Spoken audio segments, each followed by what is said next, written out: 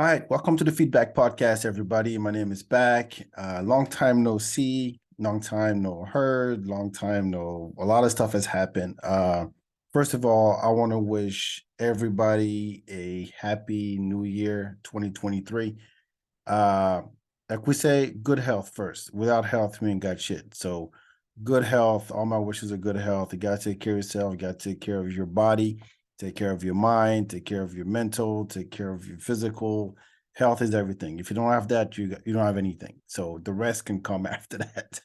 And love, success, happiness, whatever else you want out of this year. Um, let's get it. That's really what it comes down to.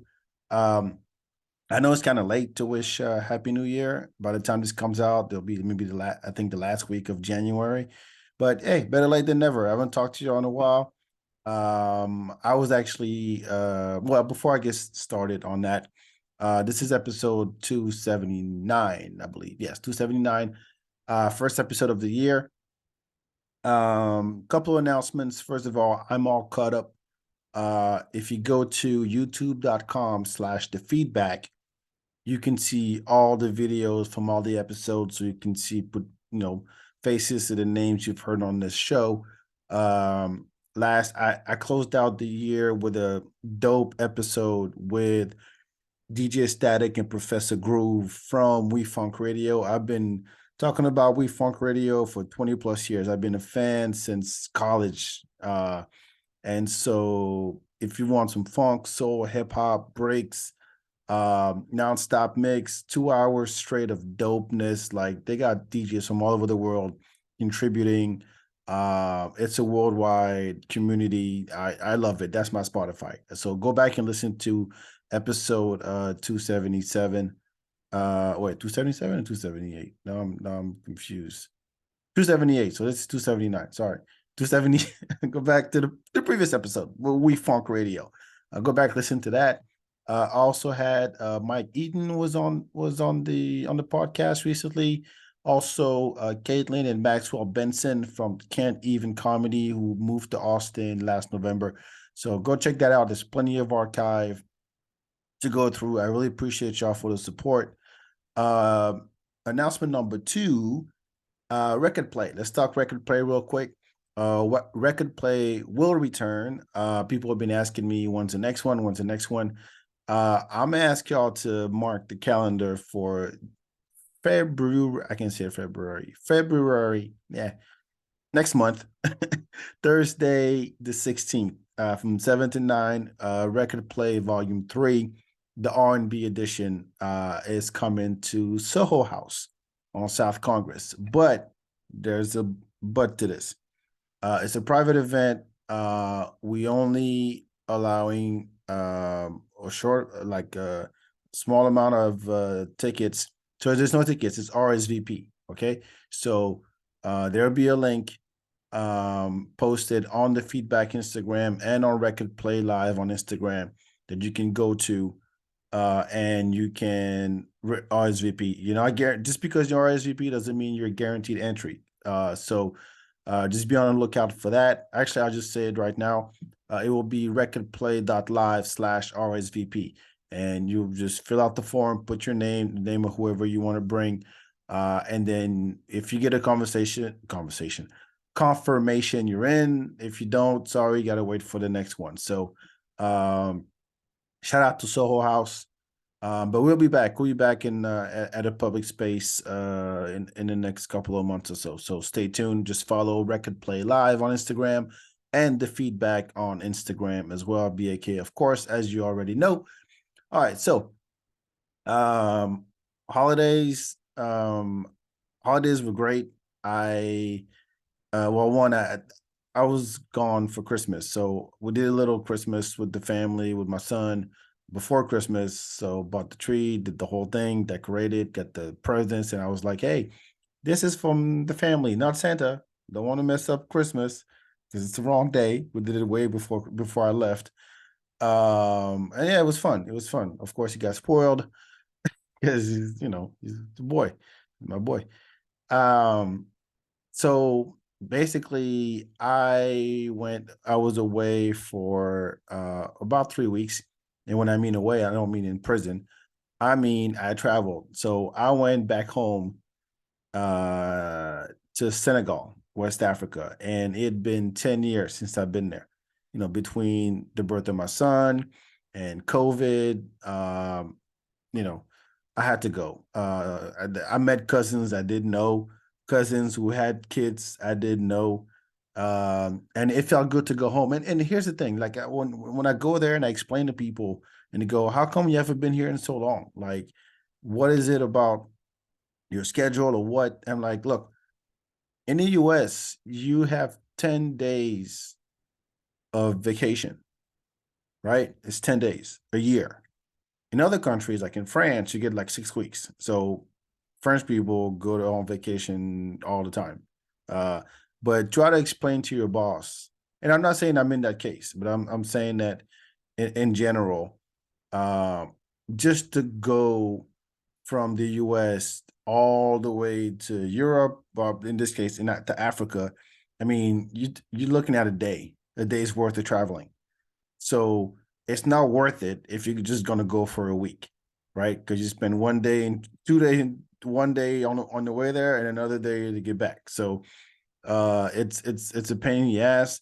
So if you're gonna travel overseas, like at least have a solid couple of weeks, so that you can actually enjoy yourself and not just rush, especially when you go and see family. If I was like, you know what, it's been 10 years. Bought my ticket in October. It was like what, I think $2,000 or something like that. Flex. No, I was like, I don't care. I put it on a credit card, whatever. It's like I had to go. I had to go. I needed to go home. So my parents live there. I have tons of cousins, tons of uncles, and all that. And also, I was like, it just going back to your roots. I think it's important. And so I was like, all right, let's go. So went over there. Um, I landed. So they built a new airport in Dakar because the old one sucked. It was one terminal and it was old. And this one I was actually pretty surprised when I landed. And I was like, holy shit, they don't, because there used to be you land and the bus comes to pick you up. Like there's no, how um the plane lands and then it parks and then you get out, there's this little walkway whatever from the plane into the terminal. Yeah, we didn't have that. Like you would get off the plane and then like walk downstairs on a tarmac, I don't know how you call that, like it's pretty much where the planes take off. Like you get off, a bus comes to pick you up, so you get on that bus and the bus takes you to the terminal. That's like a 10-minute drive from the plane to the terminal. So no more of that. We got modern in Senegal. So you get this the same way like it is here. Like you get off and then boom, there's the little walkway from the plane straight to the terminal. And it was very modern. I was impressed. And I gotta say, and it used to be when as soon as you get out the plane and you get your luggage, like people start hustling you, man. That's how it used to be. They come up to you and they're like, "Hey, can I?" And they don't even ask. They just come up and grab your luggage. They want to help, but people have gotten their luggage jacked like that. And they're very aggressive about it too. They would come up and be like, "Hey, let me help you. Let me help you. Let me help you." Just grab your shit. Unless you say no, they're gonna grab your shit and then either to run with it or they'll help you carry your luggage out of the terminal to the car or the cab or whatever you're taking, and then you have to pay them. So this time, they don't, in this new airport, they don't let anybody inside the terminal unless you're traveling, which is good. So by the time you get out, you already got your bags, whatever. And even on the exit, they have like these little barriers, and everybody has to stay on that side. And nobody can go like in the walkway from the terminal out into the parking lot.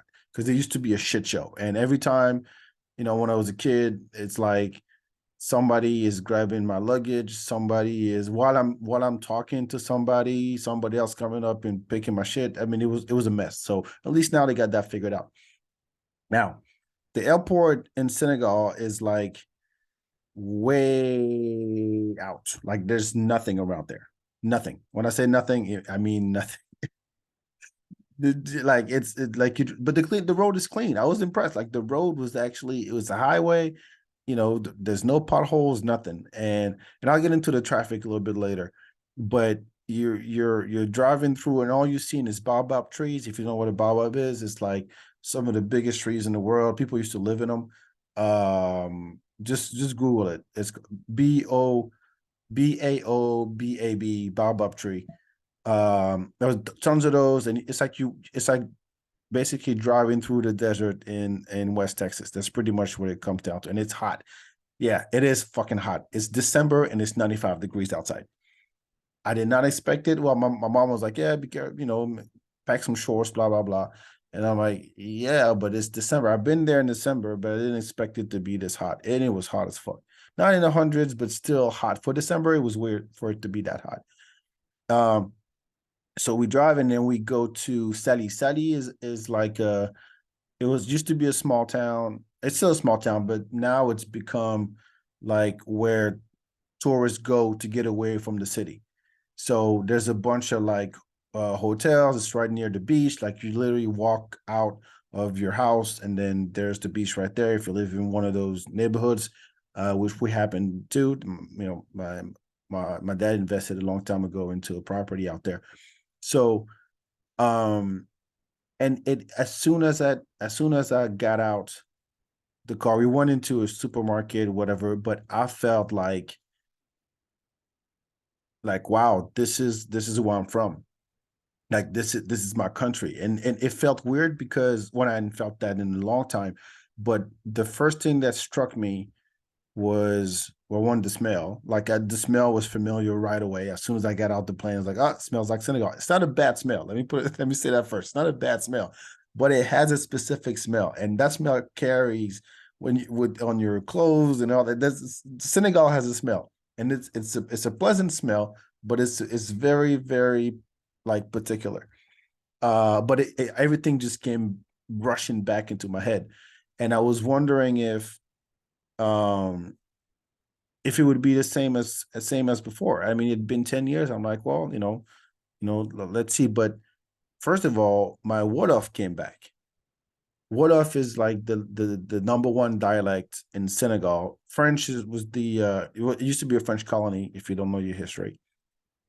Um, and so Wolof is what most people speak in Senegal. And then depending on where your family is from, what ethnicity, you might speak another dialect. But Wolof is like the dominating language. And I don't get to speak that at all here.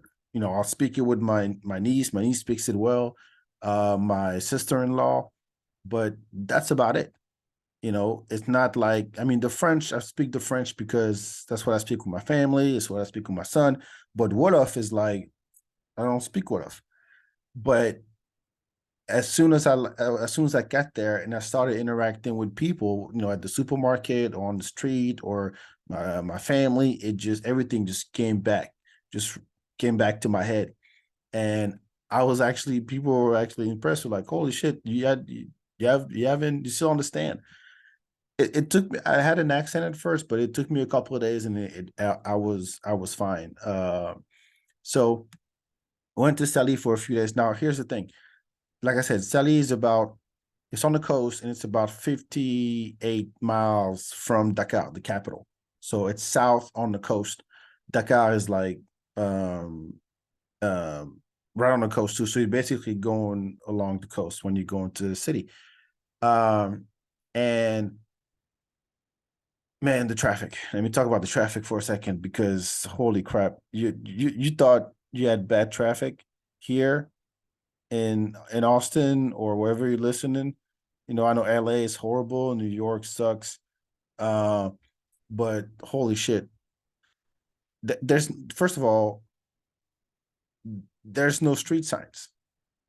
Like there's barely any street signs. Like you have to know where you're going, right? So it's not like there's a sign that says, like, off the highway will tell you, if you exit here, this is the town you're going to exit to. the cemetery is this way. I don't know why I picked the cemetery. Cemetery is this way, the airport's that way, the hospitals this way. But other than that, as far as neighborhoods, or you have to know, and we don't use, there's no, except for downtown Dakar, there's not really a streets don't really have names. Big streets do, like big avenues, but that's only Dakar and like around. But well, take that back.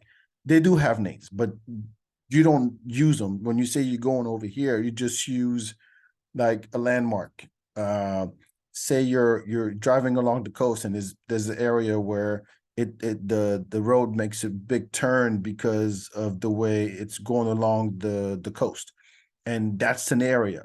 If there's a market where you're trying to go, then you're saying I'm going to this market, and then from there you'll tell the cab driver, hey, take a right, take a left, take a right, take a left, take a left, and then drop me off here. So you got to have a good sense of direction to know where you're going, right? And there's no stop sign. And if there's, I saw a couple, but nobody gives a shit. The street light, like street lights, I saw three, but nobody gives a shit.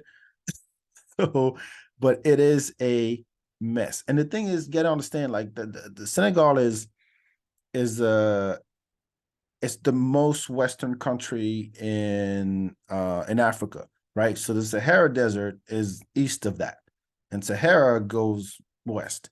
So there's a lot of sand everywhere. A lot of sand, that means a lot of dust, and plus you add the ocean is right there, so there's a breeze. So yeah, you breathe a lot of that stuff, and on top of that, you have it's hot.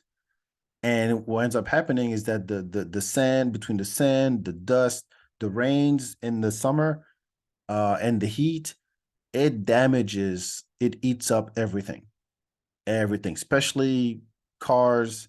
So people don't care about their cars. They just don't.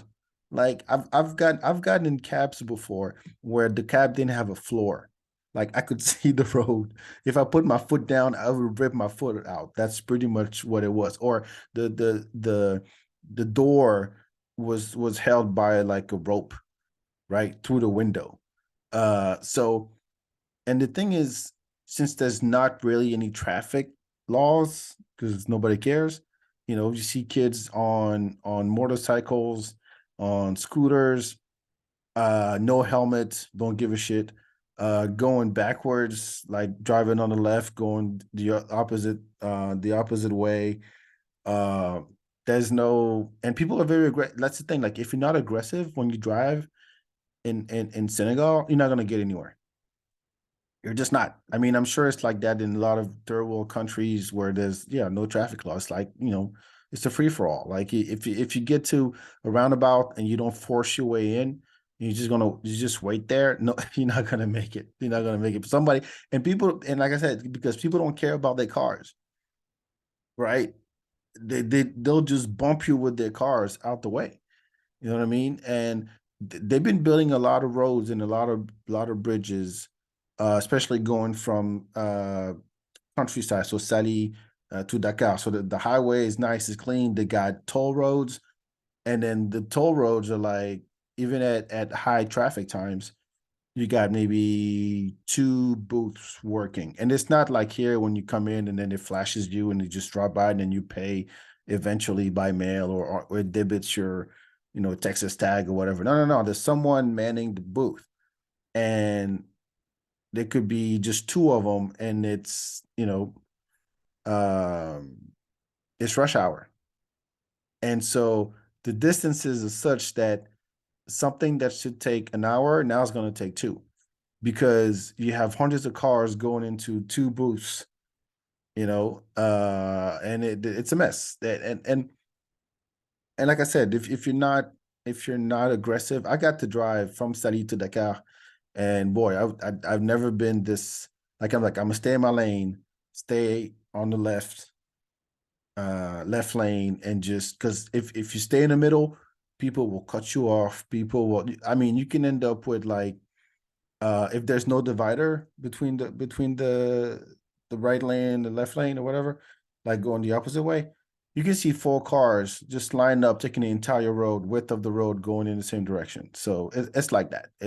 People don't care, and something that so every time I talk to my cousin and we're like, "Yo," I'm like, "Hey, we need to do run an errand or whatever," and I ask him, "So how long does you think it's going to take?" Oh, 20 minutes. I'm like, "No, not in this traffic. Not 20 minutes. It's going it's going to take an hour." Like here's the thing, in countries like that, if you make a to-do list for what you're going to do the next day, stick to two things tops. One thing in the morning, one thing in the afternoon. Because otherwise, if you have more than that, you're never going to make it. Because it's like, first, it takes forever to get to wherever you're going. And second, once you get there, you're not guaranteed that it's going to happen, or that, or they'll tell you, hey, come back later. So 2 errands a day. That's it. If you try to do more, you're going to be stuck in traffic for no reason, and you're going to get pissed off. It's going to be, yeah, you're not gonna get shit done. So stick to two things. And I'm saying this about Senegal. I'm not shitting on it on my country. I'm just saying that in general, I'm sure it's the same case in other third world countries, where things work at a much slower pace. You know what I mean? Like here, you can go to a drive-through to go to the pharmacy.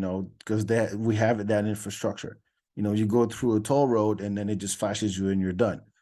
Exits and coming on the highway, they make sense. You have traffic lights you have to obey. There's cops, actually cops will follow you. But over there, who gives a shit? They just like people will cross the street, will cross the highway, like right in front of your car. And you have to understand, because the desert, I mean the sidewalk, sometimes it's not even concrete, it's just sand, right? So it's not really, so if you drive in and there's a big pothole in the middle, you're going to drive on the sidewalk slash sand to get over. And so, or people are just parked on it. So now the people who are just walking, because you walk a lot, they're not walking on the sidewalk no more. They're walking on the road, like right in front of your car. And if you're not careful, you can run somebody over. It's like that. And talk about running people over. The people who ride motorcycles in Senegal without a helmet, sometimes three people on the same bike. I've seen accidents. I remember one time we were driving, and then we found out that some kid, 16-year-old kid, died in an accident riding a motorcycle. No helmet. It was, t-shirt, uh, barefoot, that kind of, and you're like, God, it sucks. It sucks to hear things like that. Then let me see if I can pull up some photos, some video of what that looks like. Uh, anyway, I'll find some. I'll find some as I go along. But yeah, so I'll say, well, a few more things about Senegal. Well, as always, it's great to see family. I actually got to my cousin owns a like a tailor. I don't know what you call that. Like she makes African outfits, right? And believe it or not, I've never owned one.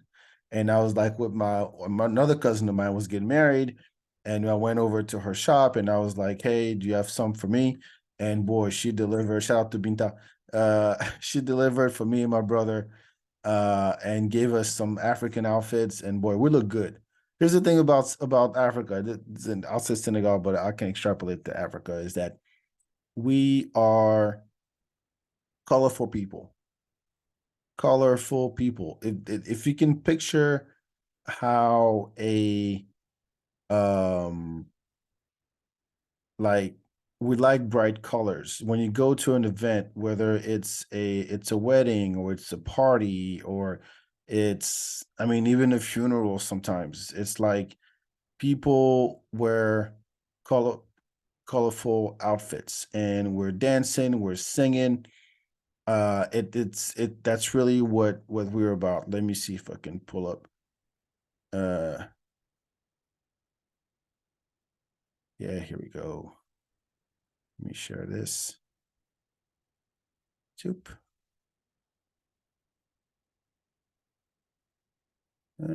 Sorry about that.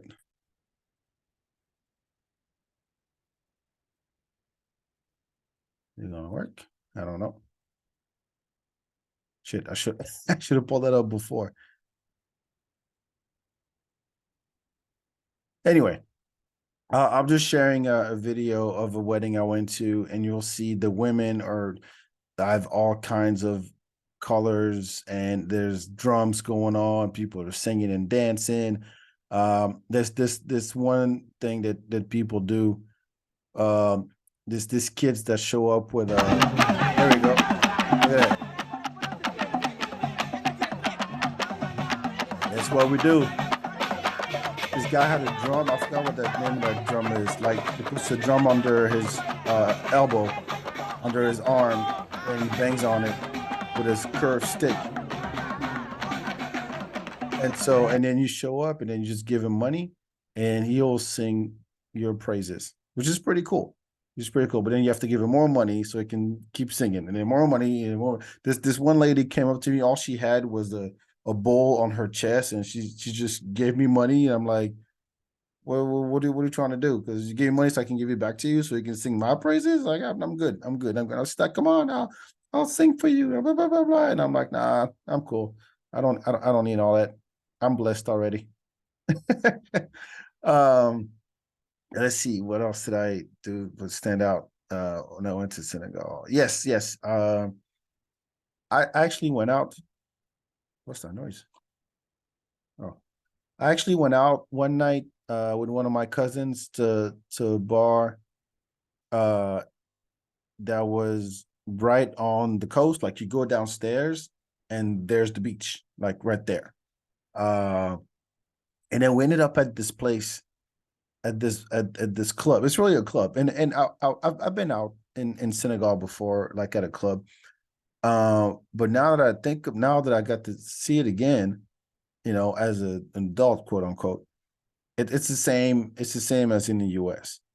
Um, it's like, well, music wise, I think it's better because there's so much variety that they play there between the traditional, Senegalese music. They play hip hop, they play dancehall, they play Afro beats, they play zouk, they play basically all kinds of music.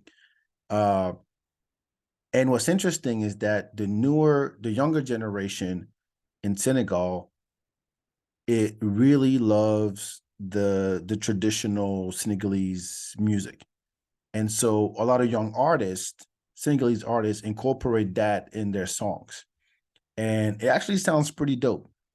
Um, and you'll hear the drums, you'll hear the singing, but I mean they're rappers, right? They're kids like swear by these artists. I can't say that I know them. I cannot say that I can understand everything they're saying, but it resonates so much with these kids because it has those elements of, hey, this is Senegal, this is what we're about. um and it's actually refreshing.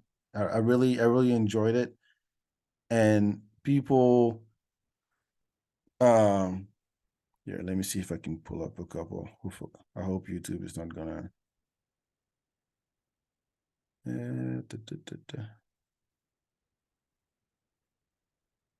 Forgot the name of those guys. I mean, they do a lot of, like, what's it called?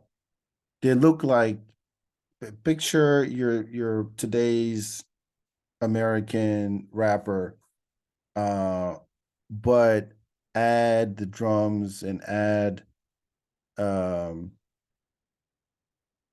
let's see, who's that kid? I forgot his name. Something Chun. Let me see.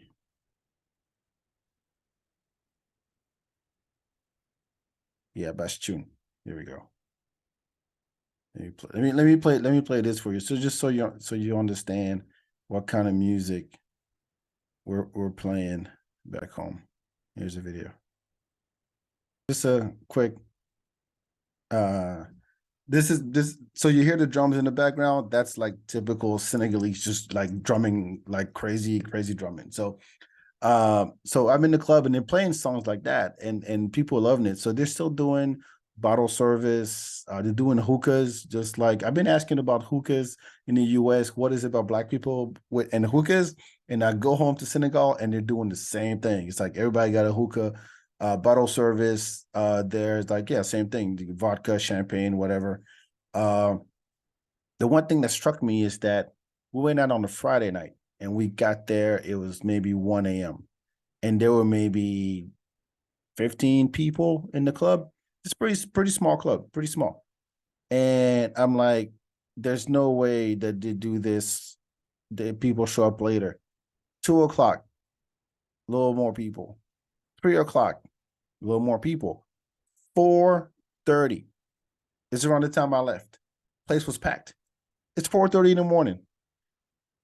I don't know a city in the US, and correct me if I'm wrong, where I know black people are late.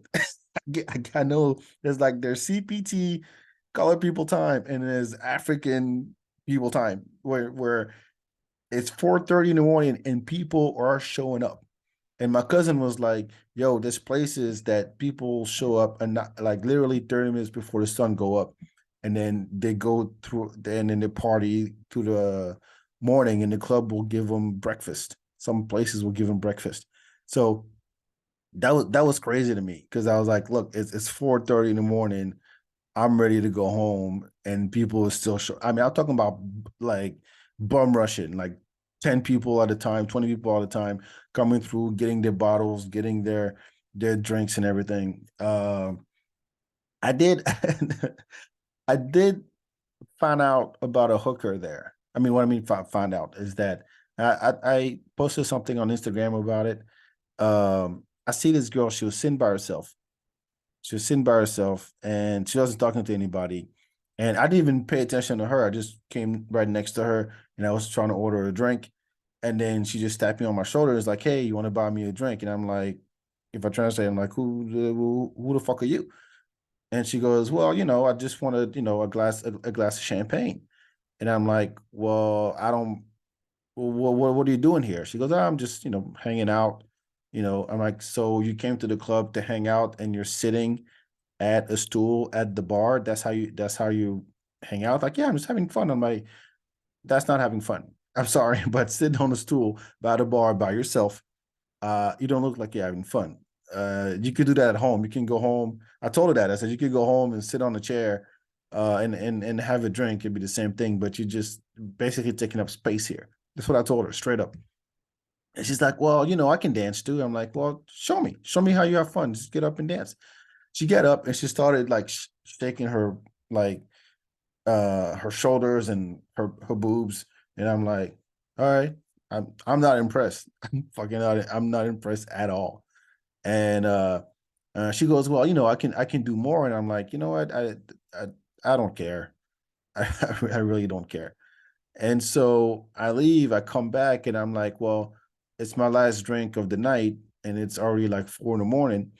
And I'm like, "You know what? I'll get a couple glasses of champagne." And it's champagne, not prosecco, folks. Glass of champagne. And I have my two glasses like this, and I hand one over. She tries to grab it, and I take it back, and I'm like, "Look, I don't I don't buy drinks for people that I don't know." And she goes, "Well, my name is blah blah blah." And I'm like, "All right, fuck it. Nice to meet you." I give her the drink. And I danced with her a little bit. Nothing happened. I'm not into that. I knew from the get that she was a prostitute because when I bought the drink, she went out, talked to somebody, and came back. But it was busted. Like I knew, but I wanted to see, just do it for the story kind of thing. That's what I do. um, let's see what else did I want to bring up about my trip. Oh yeah, I mean like I said, the club is the same, dudes with the glasses on. Oh, by the way, this I went to a bar and this was weird. Like you pay for your drink with the hostess, and she gives you a ticket with the name of your drink, and you take that ticket to the bar so they make your drink. I never seen that before. I thought that was interesting. Cut the middleman. Let me go straight to the bar and order my shit. Make it way easier. Way, way, way easier. Um, but it was great because, well, one, we had a big family reunion. And when I say family reunion, in my family, I'm talking like, I don't know, like 70 people, easy. And that's not even everybody. So we got to do big barbecue at the family home. We have a family home there. Big Senegalese barbecue, by the way. We had the lamb, we had the chicken, we had fries, rice, and boy, but talking about rice, I ate my ass off. Okay, because you can't find that kind of food here. There's a restaurant I found in Houston where you can find Senegalese food. We don't have Senegalese restaurants in Austin. Actually, we have one. It's called my sister-in-law. But other than that, we ain't got that. So when I was there, I was like, fuck it, I'm gonna eat, and I'm gonna enjoy myself. I'll deal with the weight later. So that was my approach. I'm like, hey, I'm gonna make the best of it. But yeah, it was dope. But we did we I didn't do any. Well, we did do some sightseeing once. I went to this island. It's like they call it Shell Island. I can't speak tonight. Shell Island, because it's made of shells. Literally made of shells. Like you take a little ass boat, and then as you cross this little, it's an island pretty much. So you cross and take a little boat. Let me show you what that looks like, real quick. There you go. Oh, sorry. So you take this little boat, and then you cross. And as you're crossing, you see a bunch of oysters on the side. See all up in these trees right there. Those are oysters. And so when the tide is high, all of these are covered, and then they're underwater and everything. But the whole island is a bunch of shells. The cemetery also right next to it. And it was interesting. Like I don't really do much sightseeing when I go to Senegal, but it was great to do something different. Um, Let me show y'all how shelly this place is. Da, da, da, da, da. Yeah, when I say you walk on shells, you're literally walking on shells. All these are shells. Even the homes in the village are made of like concrete and mix of shells. So it's pretty dope. Pretty cool to see that. Let's see this. Let's keep it moving. What else did I want to cover about Senegal? Da, da, da, da. Yeah, I did buy a bunch of art, like statues and stuff. I mean, you go to little markets, here and there on the side of the road, and there's always people trying to haggle you about, hey, I got this art, I got these clothes, I got these backpacks, I got masks and everything. Um, so I did bring back a bunch of African art. I mean, I have a bunch already at the house. So when you're walking in my home, I'm from Africa. It's pretty it's pretty obvious. So yeah, that was that. It felt good going home. And I promised myself I'm not gonna stay another 10 years without going. I'm gonna try to go as much as I can actually. Hopefully, not hopefully. I'm gonna try my best. No, fuck it. I'm gonna go again this December. It sucks because when your parents live that far away, you see them maybe once or twice a year. And you got, it's harder for them to come all the way here than for me to go there. So, and hopefully I get to take my son uh, this time. And by the way, when I was there, I did see all this shit that was going on with Southwest. I'm glad I left way before that. I didn't take Southwest, but shout outs to people who didn't get to see their family for the holidays, or for who it was tough to get to their families. That sucks. But I hope you catch up. I hope they got this shit together now. But yeah. So next up, so yeah, Senegal for 10 days. Ate my ass off. And not rested. By the way, when you go to Senegal, you don't rest because the day starts early because it's loud and you wake up and you get woken up by construction, people outside, traffic, a rooster. There's always something. So You don't really get the full unless you go to the countryside. Like you don't really get the rest. When you're in Dakar, you don't really get the rest. But it doesn't matter because to me, it felt like, yeah, this is home. This really is home. I mean, I don't know if I'll retire there. I know my grave will be there. That's for sure.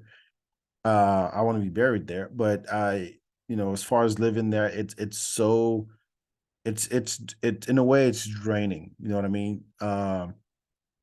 But thank God that we got luckily we got the house in the country, but yeah, we don't really get to rest well when you're in Senegal. So then I go to Paris. Yes, je suis allé à Paris. So Paris, I've been to Paris since 2019. And it it was it was good. It was like a change of pace. By the way, I had to pack for both places, leaving here. And when I left, I knew it's going to be hot in Senegal, and Paris was going through a freeze, just like the freeze y'all had here in Texas. Actually, all over the country, Buffalo and all that stuff. So I was like, fuck, if I need to pack for like shorts and t-shirts, and then sweaters and coats and everything for Paris. And by the time I got there, it was 50 degrees. But it's Paris during the holidays, which is one of the two best times to go there. Second best time is summertime, of course, but Paris and during Christmas, New Year's, it's beautiful, and I really got to appreciate it again because here's the thing about Paris, like it's a there's like a love-hate relationship because you love to see the history, the architecture, like everywhere, every street you walk on, there's a story about it because it's named after some dude or some lady. You walk into this neighborhood, and this neighborhood has a particular flavor in terms of the shops that are there, the monuments that are there, the neighborhoods. I'm not neighborhoods, the homes, the vibe, the people. So it's like New York, right? You go to Little Dakar in Harlem, it's kind of the same kind of got pockets in the big city that you learn to appreciate. But to do that, you just have to fucking get outside and start walking. Take the subway, start walking. And I walked a lot when I was in Paris, thank God. Um, like I didn't want to take I took the subway once. I took like Ubers and stuff if it was really far. Otherwise, I'll just walk it. Um, and first night in Paris was I got there on the 29th. So I went to a comedy show. I just looked up, comedy. There's tons of comedy in Paris because there's so many theaters. It's nuts. There's a theater in every neighborhood. There's 3 or 4 theaters. So there's always plays going on, always comedy going on. So I was like, yeah, I'm gonna go check out some comedy. And I went to this place called du côté towards Saint Michel by the Notre Dame, and they had comedy in this basement. So a lot of bars in Paris, because it's an old city, have these like basements where you take the stairs. It's a very narrow stairs going down in a spiral, and you get to this like crypt, if you will. I mean, it looked like a crypt from Game of Thrones. That's really what it looked like. And let me show you a quick picture. Uh, look like this. Like it's of stones, like cobblestones in the ceiling, very small, like no phone reception whatsoever, and little comedy show there. And the thing is about I talked about this before, but French comedy, the concept of stand up as we know it in the U.S., it's starting to pick up. Well, take that back. It's been picking up in France for a few years now because it used to be because France has such a rich history in theater. Like this, the concept of stand up, like a dude coming up on stage and doing jokes, um, was it was always seen as a show, right? As a one man show, a one woman show, however you want to call it. There's no decor. It's just one mic and it's not a, and the format too was more like, hey, let me tell you about my life, and the whole thing would be like an hour and a half type of thing. But now more and more you see comics who do comedy like they do in the US, right? So the comedy show I went to was all in French. It was in that basement, and they did crowd work, and honestly, it was weird to hear that kind of format in French, but it actually works because the French talk shit just as much as as Americans do. Well, no, probably more, but because they're French are, not happy people, but they really talk a lot of shit. And so it's for someone like me who grew up there, like the kind of shit talking that I did growing up, you get to see that on stage. And I was like, oh yes, okay, I get it. I get why this is booming and why a lot of kids jump into stand up. There's like here, the industry is not as developed as it is over here, of course. Because there used to be, it was a lot of like theater, a lot of sketch. Um, I mean, like as in like skits. Um, and then there was the Jamel Comedy Club who really put stand-up comedy, the American style of stand-up on the map. And that was maybe like 10 years ago, maybe a little less. And then a lot of comics from that generation ended up, being in bigger production, going on tour, and being in movies. So think about the the the path that, the Adam Sandlers and the Eddie Murphy and uh shit, I can't name a whole lot of comics that actually would turn to. I mean, Jim Carrey. I mean, they went from that. There's not really sitcoms in France. It's like you go from stage to then you get on TV a lot because there's a lot of variety shows. Not necessarily talk shows, more variety shows where they just discuss stuff that's going on in the world. I mean, in the country, and then from that they go to the big screen. So that's usually how comics make it in France, and then they put out a special and all that stuff. We have a festival as well, Festival de Montreux. So anyway, I go to this comedy show. It's like a hour and a half by myself, um, and they make you buy. The comedy show itself is free, and you go to the show. The guys were hilarious, by the way. And on your way out, like the host goes, "Hey, we do this for free, but if you can support and if you want to support, I'll be outside. You can just come up, and then I have a card reader, or I can take cash, and that's really the tip, the comics." And I walked out to him. I was like, "Hey, man, that was a dope show. I really had a good time." He actually asked like, "Where were people from?" And I was like, "Hey, I'm from Texas. I live in Texas." And so, I didn't, I don't like to go to a comedy show and be that dude who like contributes to the show because I'm not heckling.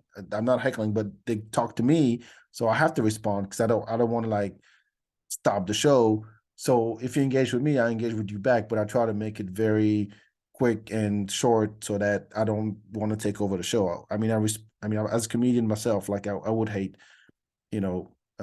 someone to take over the show like that. So I try to keep it short.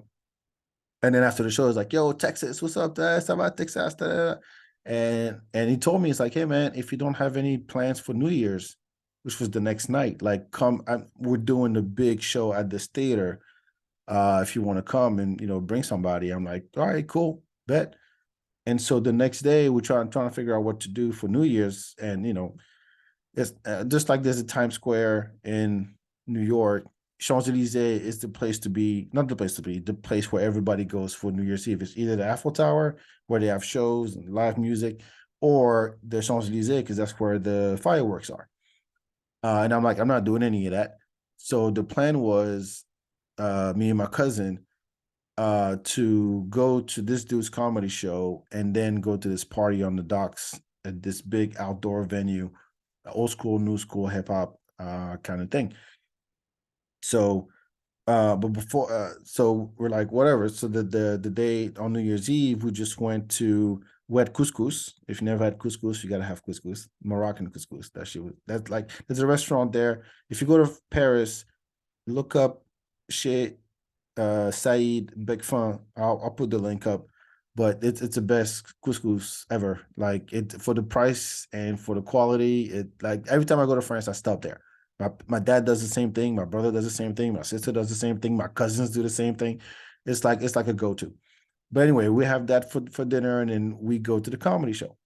And we get outside the theater, and there was a long ass line. I didn't have tickets, remember? So I was like, oh, I need to find the comic who invited us. And the line was so long, and they didn't know that there was a show going on before their show.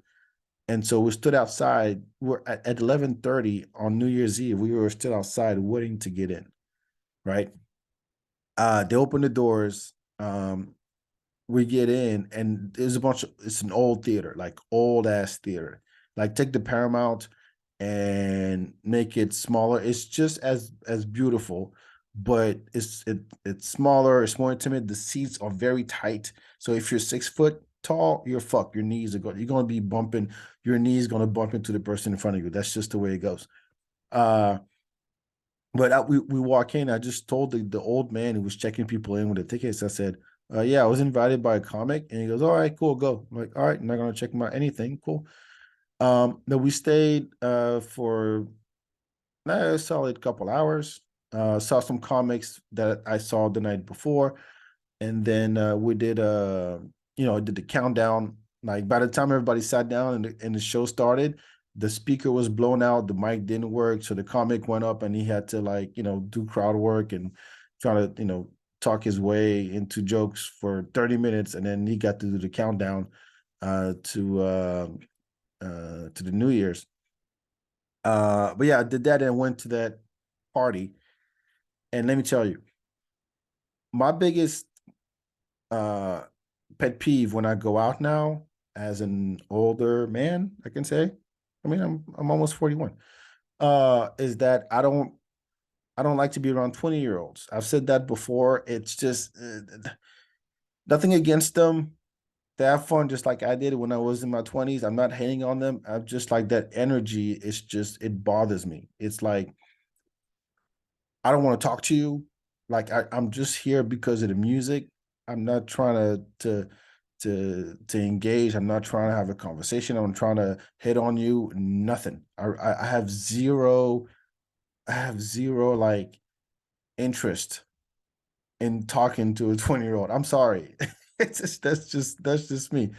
Like I'm there just for the music. And so my cousin and I basically played this game where, what that I've done many times in France is that, hey, I don't speak French. So I spoke English everywhere I went.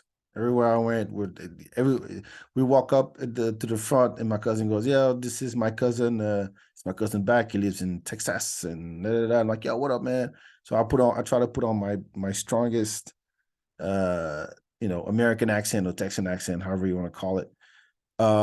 And so I'm going back and forth between both stages. And it's, mind you, this is a huge party. Two stages, old school, new school, hip hop, and well, old school, new school, anything really. About 1,200 people, 12 to 1,500 people.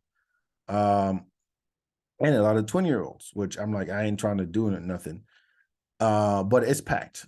Packed, but you can still move around. Like it's not like I'm not trying to go to by the DJ. I'm not trying to go deep into the dance floor. I can just find my little area and I can just jam and do my thing. I'm good. Like I'm not trying to uh you know get into a conversation with anybody. At one point I was dancing and there was this group of older lady and I could tell they were older. um and a group of older ladies and they were dancing too. And one of them started dancing with me. I'm like, all right, cool, whatever. And we're dancing, and I I love playing this game. I speak English to her, and she tries to respond to me in English. And at one point, she's like, "Hey, I want to go get a drink. You want to come?" I said, "Yeah, sure. Come on, let's get a drink." We go get a drink. She starts telling me, what she does, and honestly, I forgot. That's how much I was paying attention. but we're having a conversation, in English the whole time. And I know, I can tell she's struggling to get her English out. And uh, we're having a good time. I'm not, you know me. I mean, I don't assume that you know me, but when I dance, like I don't have to like grind on you. I don't have. Do you have to get in front of me or whatever? I don't even have to touch you. I don't give a shit. I've been there, done that. Uh, but we can still dance together and have a good time, dance around each other and play off each other's moves. Like I enjoy that way more than okay. Now I have to follow your hip movements. You're going left, right, left, left, left, right, left. Fuck that. Oh, up, down, left, right, A B A B. I ain't trying to do all that shit. So when I have to worry about somebody else's movements, it turns me off because I'm like, unless you can keep up with me, I know that sounds cocky. I know that sounds cocky, but trust me, I've been there, done that. I'm like, I'm just here for the music. If you're here for the music too, fine. Let's have a good time and whatever. But about 30 minutes in, we're hanging out, and I actually told her, I said, I speak French. And I started speaking French. And she's like, oh, so you were fucking with me the whole time. And I'm like, eh, that's one way to put it. And she said, well, why did you speak to me in English? I'm like, well, believe it or not, people treat me better when I speak English than when I speak French. If I spoke French to you, I was just another dude. There's tons of dudes like me here. But this is my way of like, you know, putting my guard up or whatever. And then if you're cool, then yeah, I'll switch. I'll go to French because I was like, I genuinely we were having a good. I wasn't looking for anything, but I was like, yeah, we're cool. We're vibing, whatever, you know. And she looks at me like, oh, so you were fucking me the whole time, and now you expect me to forgive you, blah blah blah. And I'm like, I don't expect anything. I just assumed that if I spoke French, you probably wouldn't be like dancing with me anyway. And she's like, no, that's not true. I'm like, well, sorry, I don't read minds. So that's my way of dealing with it. If you don't like it, I got nothing for you. And her friends just grabbed her and then they took off. She's like, oh well, I had a good time too. Blah blah blah. I'm like, whatever. I'm at a point now where I so don't give a shit. I amaze myself because I used to. Now I'm like, eh. Uh, but we were at that party until it all shut down at like 6:30, something like that. And by the way, old school, new school stage. I thought I could just be in one spot at the old school stage and just hang because they would play old school. But I realized that to them, Bodak Yellow is old school. Bodak Yellow, which came out just a few years ago, that's old school to them. And they were playing stuff that they considered old school that came out in like, I don't know, 2010, 2009. I'm like, that's old school for you? Because I expected some, 90s stuff, but I'm like, oh yeah, now the 2000s is old school. And he didn't even go there that much. But the DJs didn't respect the old school, new school, so I kept going back and forth. And sometimes you would hear one song on one stage, and then 5 minutes later, you go to the other stage and hear the same song, and I'm like, you guys don't know what the fuck you're doing. But whatever. The thing is, it's New Year's Eve. People are getting drunk. A lot of young people, and I'm like, I came out because I want to have a good time. I want to listen to some good. The music was dope. I can't front on that. Uh, and I wanted to like experience the nightlife again. Meanwhile, Champs Elysees had 1 million people on that street. I know it's the most beautiful street in the world, but 1 million people showed up. Can you imagine that crowd? Where it's like if you need to take a shit or if you need to piss or whatever, or you lost track of your friends, you're done. Like it's like that. And I'm like, I'm not doing that. Um, let's see what else in Paris. I mean, I got to see, since I grew up there, I was glad I got to see my childhood friends that I grew up with. That's what childhood means, stupid. But I ate out every day, pretty much every day, and I stayed near the Eiffel Tower, so there's a lot of restaurants. I mean, look, Paris has restaurants every block, if not like three restaurants on the same block. I mean, the food service industry in Paris got to represent at least 30% of the French GDP. There's no way. So I'm sure COVID like hit them really hard, but there's a restaurant at 10 steps. There's a restaurant, 10 steps Italian, 10 steps Lebanese, 10 steps French, 10 steps Korean, 10 steps Indian. So every day I would go to a new restaurant and try something else. I had Korean, I had Italian, I had French, I had couscous, like I was saying earlier. I found a Senegalese restaurant, and I found out that it's one of my cousins runs it. So I was like, yeah, I was just in Senegal the week before, and here I am eating that delicious rice with the barbecue, Senegalese barbecue, and I was like, this is dope. This is exactly what I needed. But yeah, I mean, reconnected with reconnecting with friends. Um, the night before, and here's the thing about Paris.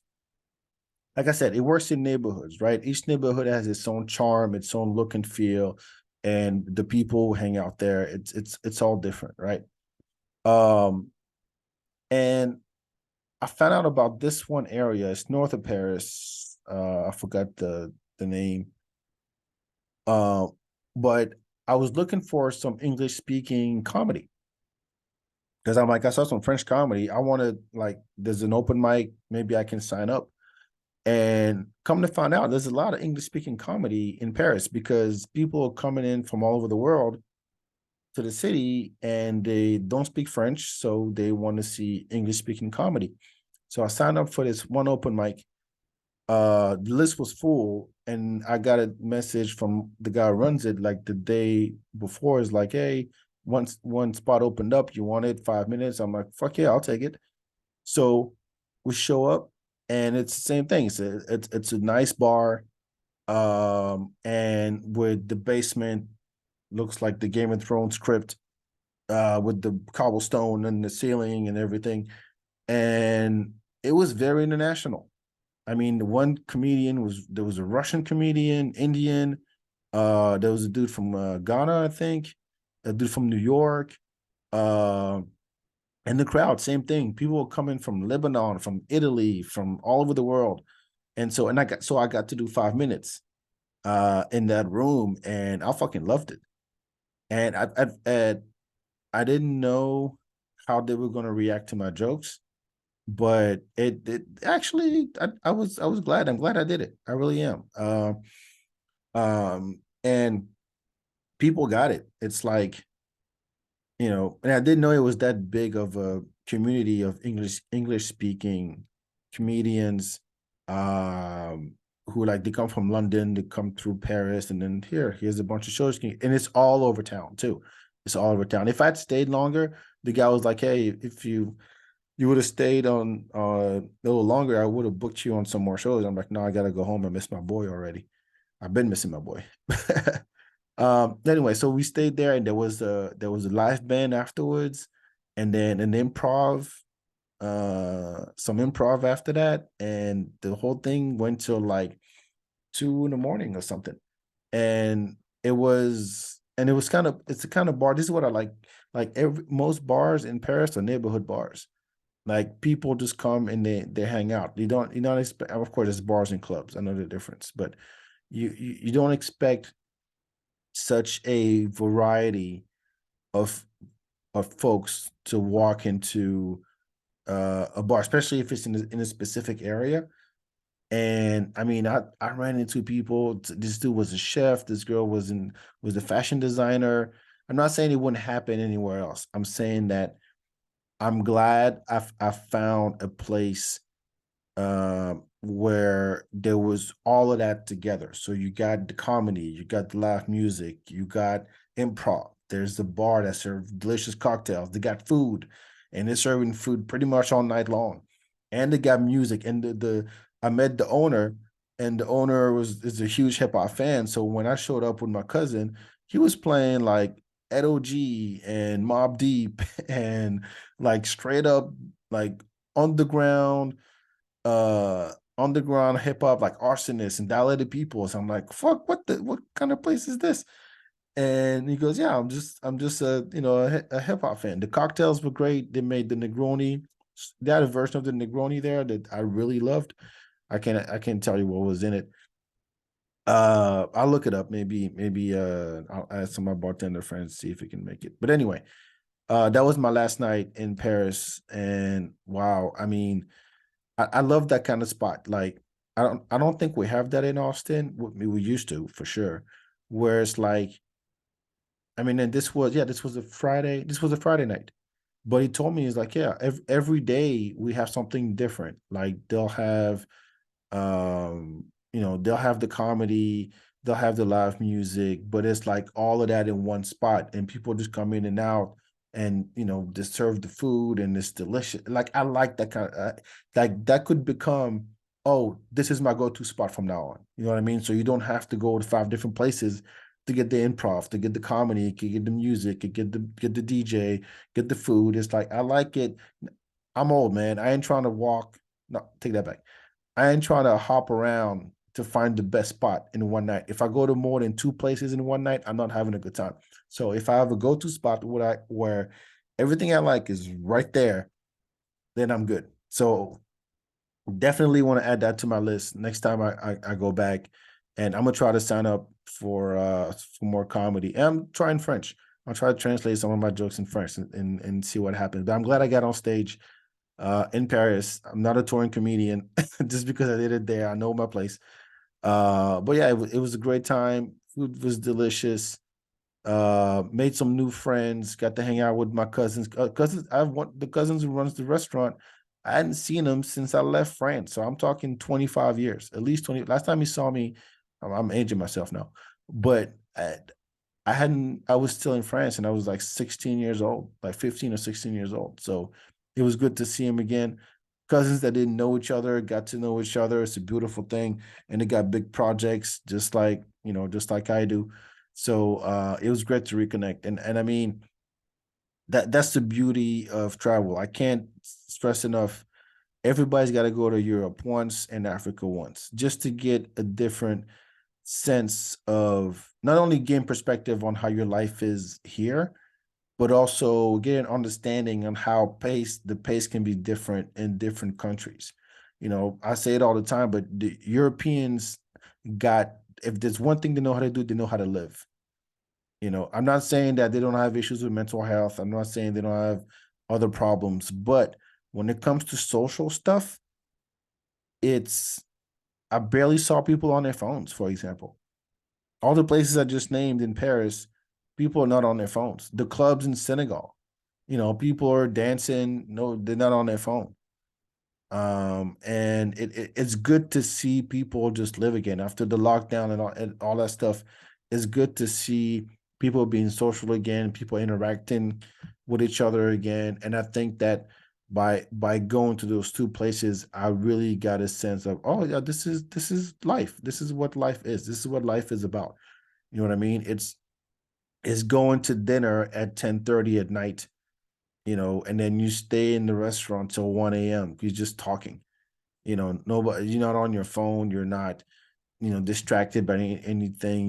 The music is nice, the atmosphere is nice. You're in this table like the size of a tray, and it's you and your friend, and then you just shoot the shit. And next thing you know, how about we just walk down the street and see what goes on? And you walk down the street and then you end up at a bar, then and you're like, oh, they're playing good. Oh, this is a bar. This is a bar where they do. It's a rum bar. All right, cool. Let's check it out. Oh, this is a bar that has I'm not saying it has to be a bar. What I'm saying is that you have so many options and so many opportunities to connect with folks that it makes it worth it. So I know you only get 10 days, of vacation a year, but uh if you can make it a goal or a resolution or whatever to just go there, make it a week, whatever, but make it like worth your time. Like walk around and see how people act, see how people interact, see what kind of. I mean, the thing about the French is that yeah, they have an attitude. They're never happy about anything. Even though they live the best life. I would joke about it. I'm not going to do it, but all I'm saying is getting that perspective on, hey, this is how other people live, right? This is the pace of this country. This is the kind of things you could do at certain times of the day, right? So, for example, like in Senegal, um, in the summer, people don't do much between noon and 3 because it's way too freaking hot, right? And then it's around 5 or 6, then that people are walking again or whatever. I'm not saying the whole place shuts down. I mean, in Spain they take a nap. Okay, so it's like and especially in a city like Paris that has so much history. Like the street I was staying on. I'm sorry, everybody was taking pictures in front of the Eiffel Tower. I mean, I saw so many influencers or newlyweds taking photos. It's just so much like you walking around the street looking up, not looking down, looking up because it is beautiful. Paris is a beautiful city. So anyway, all that to say, I just wanted to do a little solo podcast and talk about my holidays. I'm not bragging by any. If you see this episode as me bragging about my trip, it's not. It's just it's just something that I wanted to do, something I needed to do, is just to get out, and experience those two countries that I'm from, again, and gaining some new perspective on them, and definitely gonna revisit, more often. Um, one of my New Year resolution is to travel more, and I can't say I haven't been everywhere in the States, but I definitely want to get to know other cities. I never been to LA. Yeah, believe it or not, I got to go to LA. I got to go to Denver. I went to Chicago for a couple of days. That don't count. But I definitely want to travel more. So I'll be reaching out to folks in those cities and see what's going on. If I can get on stage, that'd be even better. Um, so all in all, I want to reiterate and wish y'all a happy new year, 2023. If this was the most boring episode ever, I don't care. I just wanted a record of my time